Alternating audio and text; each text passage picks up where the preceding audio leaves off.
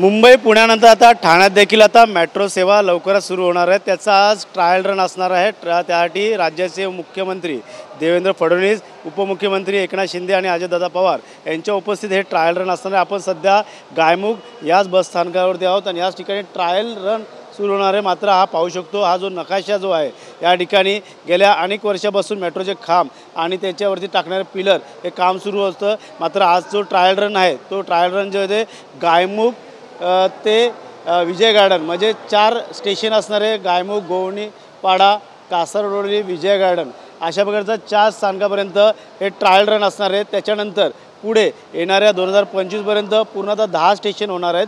ते म्हणजे गायमुख ते कॅडबरी, गायमुख, गोवणीपाडा, कासारवडली, विजय garden, Dongripada, टिकुजीनीवाडी, Manpada, Kapurwadi, माझीवाडा, Cadbury junction. त्याच्यानंतर 2026चा जो टप्पा आहे तो पुढे जाऊन जो आहे तो गांधीनगरपर्यंत जाणार आहे आणि नंतर 27 पर्यंत कासार या गायमुख ते वडाळा या स्थानकापर्यंत असणार आहे। पाहायला गेलं तर 32 किलोमीटरपर्यंतचं हे अंतर आहे आणि याच ठिकाणी 32 स्थानके असणार आहे। सध्या ठाण्यामध्ये कॅडबरी ते गायमुखपर्यंत 10 स्थानक असणार आहे आणि त्या 10 स्थानकापैकी 4 स्थानकापर्यंत ट्रायल रन आज मेट्रोचं होणार आहे। मेट्रोचे डबे जे ते या ठिकाणी बसवण्यात आलेले वरती ठेवण्यात आलेले आहेत। त्यामुळे 5 ते 6 डबे या ठिकाणी असणार ट्रायल रन असणार आहे। त्यामुळे गायमुख असेल, त्याच्यानंतर मोगरपाडा डेपो जो आहे तर तिकडे कारशेड होणार आहे, त्याची देखील प्रक्रिया सुरू आहे।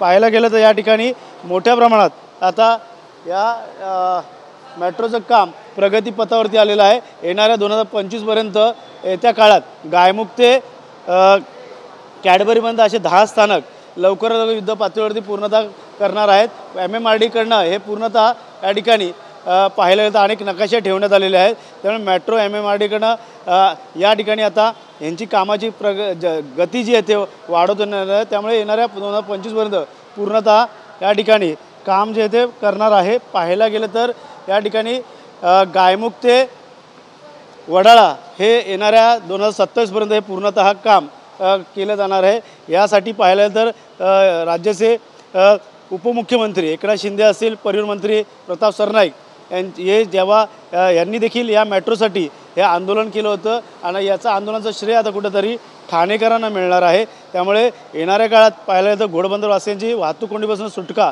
जी होताना आपल्याला पाहायला मिळणार आहे। त्यामुळे येणाऱ्या काळात आता घोडबंदरवरून प्रवास करताना मेट्रोने प्रवास करण्यासाठी आता ठाणेकर देखील तयार झाले। मात्र सध्या तरी पाहता चित्र वाहतूक कोंडीला घेऊन गायमुख ते कॅडबरी हे येणाऱ्या 2025 पर्यंत हे काम प्रगतीपथावरती असणार आहे। मात्र सध्या तरी गायमुख ते विजय गार्डन या ठिकाणी ट्रायल रनसाठी राज्याचे मुख्यमंत्री आणि दोन्ही उपमुख्यमंत्री हे असणार आहे। त्यामुळे पाहिलं तर मेट्रोमुळे ठाणेकरांचं जे स्वप्न होतं येणाऱ्या काळात ते पूर्णतः आपल्याला होताना पाहायला मिळणार आहे।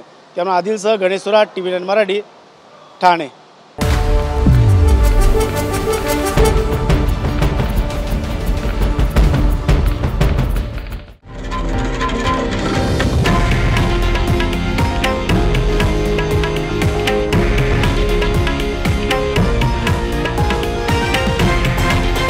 हे आहे देशातील नंबर 1 न्यूज नेटवर्क आणि आपण पाहत आहात TV9 मराठी, एकमेव।